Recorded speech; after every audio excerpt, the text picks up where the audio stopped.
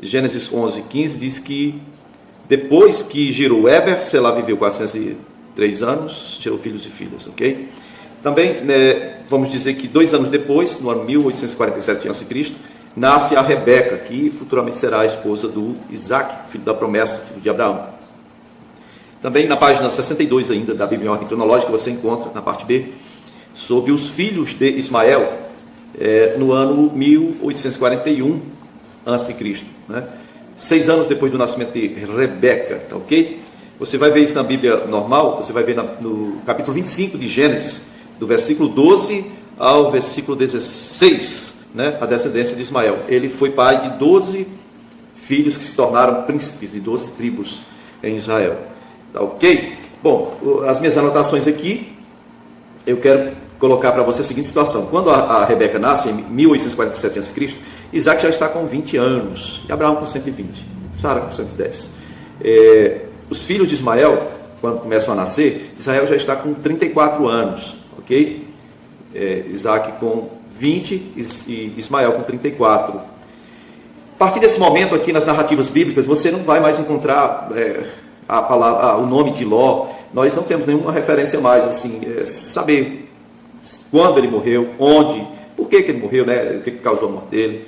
E a gente só vai ver posteriormente relatos dos descendentes deles, aqueles filhos das filhas de Ló, né? Com ele, tá certo? Então, Gênesis, como estávamos aqui falando, Gênesis capítulo 25, versículo 12 ao versículo 16, né? Sobre os filhos de Ismael, e depois nós vamos para Gênesis 22, a partir do versículo 1 até o versículo 19, onde fala sobre a provação, né? Que Abraão passou.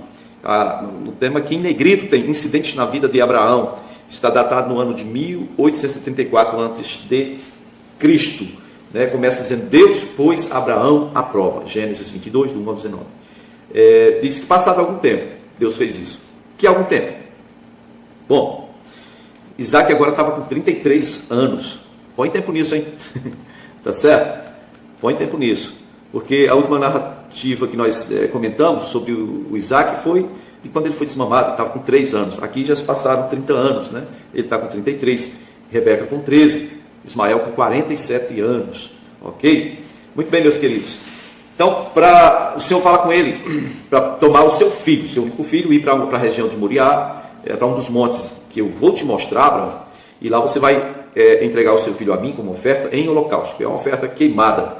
Eu quero que você atente bem para a expressão do Senhor Deus, como ele se refere para o Isaac. Mais uma vez, você vai pegar o seu filho, o seu único filho, a quem você mais ama, né? No plano de Deus, queridos, nós sabemos mais uma vez aqui, queremos, né, grifar aqui para você, no plano de Deus, Ismael nunca existiu.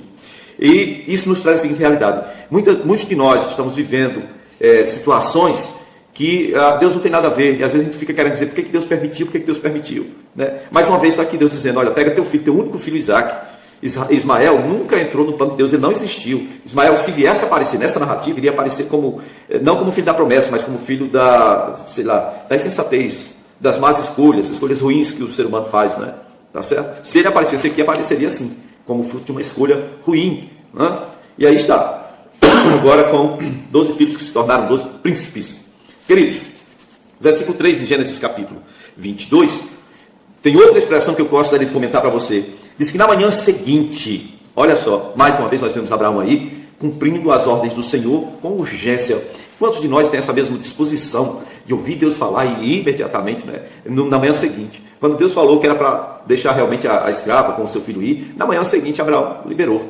Então veja bem, queridos, Abraão que mais uma vez, imediatamente, na manhã seguinte ele preparou um jumento, né, para levar as lenhas do holocausto, e mais 2 escravos, e Isaac, e pegou o material e foi embora, né? Versículo 4, você vai observar aí, que depois de 3 dias de viagem, 3 dias, né, de Berseba até Jerusalém, Monte Moriá é em Jerusalém, né? Moriá, Providência, é em Jerusalém. É o local onde está aquela mesquita, né, onde era o templo, é o local onde houve esse sacrifício, né, essa oferta, tá certo? Em obediência. De Berseba, onde Abraão está, de onde nós podemos medir, né, a última referência. De Berseba até Jerusalém são 91 quilômetros, tá certo? Passando por Hebrom, que no caso é a rota provável, que provavelmente, vamos dizer assim, provavelmente Abraão fez essa rota, tá bom? Ele não fez outra, por quê? Porque ele já tinha morado antes em Hebrom. Está aqui, ó. Agora veja bem, no terceiro dia diz que ele levantou a vista e viu de longe o monte. Eu quero questionar o seguinte: essa demora para ele chegar lá, eu poderia justificar aqui colocando aqui a idade de Abraão, 133 anos. Não dá para caminhar puxado demais, né? E a outra coisa, o fato de ele ter passado em Hebrom, provavelmente ele foi ver como estavam as coisas, cavalhagem de Mamre, onde ele, Mamré, onde ele viveu anteriormente. Eu creio que demorou um pouquinho lá, mas eu creio também que a demora maior, né, é que era o objetivo da viagem. Se a pessoa chegar lá, é o local onde eu vou sacrificar meu filho em obediência a Deus, é algo que eu não quero fazer, mas eu tenho que fazer porque eu preciso ser obediente se eu quiser ser abençoado por Deus. Olha só que coisa mais terrível.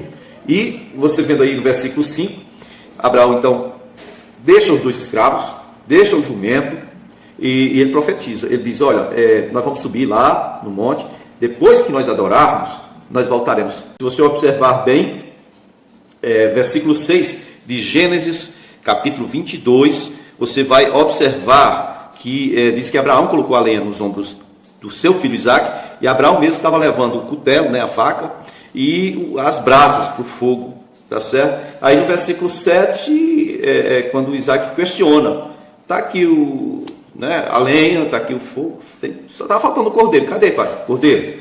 E aí no versículo 8 o Senhor diz que Deus mesmo proverá para ele, para si mesmo, né, o cordeiro para o holocausto. Eu queria questionar com você uma coisa. Meus queridos, diz aqui também que eles andavam juntos, iam subindo juntos o monte, né, caminhavam juntos, subindo o monte ali. Eu lembro de Isaías 53. Não tem nem o que a gente comentar direito não, dá um negócio, um troço tão ruim, né? Os ombros, além dos ombros, lembra quem? Quem é que estava subindo o monte e levando o madeiro, né? Levando o madeiro. Jesus, né? Isaac aqui é um tipo de Jesus, né? Estava indo para o lugar de sacrifício, levando o madeiro sobre os seus ombros, tá certo? E então a presença de Abraão ali com a faca, o cutelo, com o fogo, representa o próprio Deus, né? Isaías 53 diz que o Senhor se agradou em moê-lo, fazendo enfermar em nosso lugar. Ele levou sobre si nossas dores, né? O lenho, nossas enfermidades ele levou sobre si, e nós o reputávamos por aflito de Deus ferido, mas ele foi ferido por nossas transgressões, né? Tá certo? E tem outra coisa, eles andavam juntos enquanto estavam subindo, mas lá no momento do sacrifício de Jesus, foi o momento em que ele se sentiu mais sozinho. Você já pensou na situação? Você que tem filho, você que tem pai, pense na situação. O pior momento da vida do seu filho, você não pôde estar presente. O pior momento, sabe, o momento que você mais precisou do seu pai não esteve presente. E aí o que foi? Deus se ausentou de Jesus no momento que ele mais precisava? Foi isso? Deus foi mal? Não, não é bem isso não. É que Jesus estava levando sobre si os pecados de nós todos. E o pecado fez separação entre Jesus, o Filho, e o Pai, né? Isaías também fala: eu não estou surdo, nem cego, nem... A questão é que os vossos pecados fazem separação entre mim e vós. Não é verdade? Queridos, mas foi o momento de mais necessidade de Jesus. Nós sabemos pelos relatos bíblicos que ele sempre se referia a Deus como Abá, que quer dizer paizinho querido. E na cruz, quando ele clama, ele chama Deus de Eloi, Eloi, Eloi, lama sabachthani, que quer dizer: Deus meu, por que me desamparaste? Ou seja, ele não sentia mais a presença do Pai por causa dos nossos pecados que estavam sobre ele. Essa separação, isso aí é que foi cruel. Isso foi o pior de todo relato do sacrifício de Jesus, né? A separação do Pai. E eu creio que Isaac ali, ele estava representando, no caso, Jesus. Ele representa Jesus até o momento em que ele vai ser substituído pelo Cordeiro, né? É o Cordeiro que o Senhor vai prover. Mas no versículo 9, diz que quando chegou no local indicado por Deus, Abraão construiu o altar, pôs a lenha em cima, aí arrumou a lenha ali e amarrou o seu filho. Ele amarrou o filho dele tinha 33 anos, né? Amarrou seu filho Isaac, colocou o seu filho em cima da lenha que estava no altar, tá certo? E versículo 10 diz que ele estendeu a mão, provavelmente, né? Colocou a mão no rosto do filho e pegou a faca, o cutelo, para imolar o filho. Ele fez isso. Bom, antes de passar para o próximo passo da narrativa, eu quero dizer para você uma coisa interessante. Hoje em nossas igrejas, assim de gente que confessou Jesus como Senhor porque quer ser salvo. O Senhor Jesus não mandou a gente sair pregando salvação, não. Olha direitinho, na grande comissão ele disse que a gente tem que pregar arrependimento para a remissão dos pecados em todas as nações. Então o que acontece? Muita gente chega na igreja que confessa Jesus porque quer ser salvo, mas nunca chorou pelos seus pecados, nunca se arrependeu de nenhum sequer de seus pecados, nunca foi, transformado, nunca pôde realmente ser redimido por isso. Está lá na igreja, é um religioso, mas não tem nada com Deus ainda. Queridos, o que eu estou querendo colocar aqui? Irmãos, Deus, Ele estava oferecendo Jesus para nos livrar dos nossos pecados. Sabe, você faz ideia do preço que é isso? Sabe? Eu acho que é por isso que nós não entendemos o preço, então nós achamos que é uma coisa vã, essa questão de ser salvo ou não ser e tal. E eu estava falando hoje, há pouco tempo, hoje, no último culto aí, na última pregação, mais cedo, que, cara, a gente vai fazer um esporte qualquer, tem regra, os jogos têm regra, tudo, Olimpíada, tudo tem regra. Se você não joga conforme a regra, você é desqualificado. E aí como é que pode? Alguém quer ser discípulo de Jesus, quer seguir Jesus, mas acha que não precisa ter regra nenhuma. Mateus 28, do 18 ao 20, ele fala que fazer discípulo é batizando, depois ensinando a guardar tudo que vos tenho ordenado, ou seja, guardar todas as minhas ordens. Tem regras? Tem sim, querido. Tem sim. Se alguém quer me seguir, a si mesmo se negue, dia a dia, tome a sua cruz e me siga. É regra. Você não quer seguir, então você não quer ser discípulo. Agora veja bem, Mateus 10, do 37 ao 39, eu acho que cabe bem dentro desse relato bíblico aqui, porque diz aqui o seguinte, lá diz em Mateus 10, 37 e 39, Jesus diz o seguinte: se você, querido, ama mais o seu pai ou sua mãe do que a mim, você não é digno de mim. Se você ama mais o seu filho, sua filha do que a mim, você não é digno de mim. E se você não tomar a sua cruz e não vier após mim, você não é digno de mim. Deus entregou seu único filho para morrer em nosso lugar. E aí nós achamos hoje que para ser salvo é só o seguinte: chega na igreja, confessa. Presta atenção. Vamos levar a sério o evangelho? Vamos. Queridos, o filho estava sendo oferecido em sacrifício. Abraão estava entregando o filho dele. Ok? Deus entregou o filho dele. Então, qualquer um de nós que estiver amando mais a sua própria família, seja seu pai, sua mãe ou seu parente, não tem dignidade realmente para ser discípulo de Deus, não. Vamos deixar a tradição para trás, bora jogar fora a tradição. Vamos seguir Jesus conforme a palavra, conforme as ordens, guardar as ordens, os mandamentos, e seguir conforme as regras. Porque as pessoas acham que seguir Jesus é um negócio assim, meio anárquico, sabe? Não tem regra não, é só o seguinte: se acreditar, nós vamos que vamos. Preste atenção, irmãos, nós temos que voltar ao Evangelho. O Evangelho não é nada dessa porcaria que se vê aí na TV, não. Pare de ver Evangelho de TV. Esse pessoal aí está só comercializando, viu? Está comercializando, mercadejando a palavra de Deus. Eles vão receber o que é deles, na hora certa. Vamos levar a sério o Evangelho, tem regra.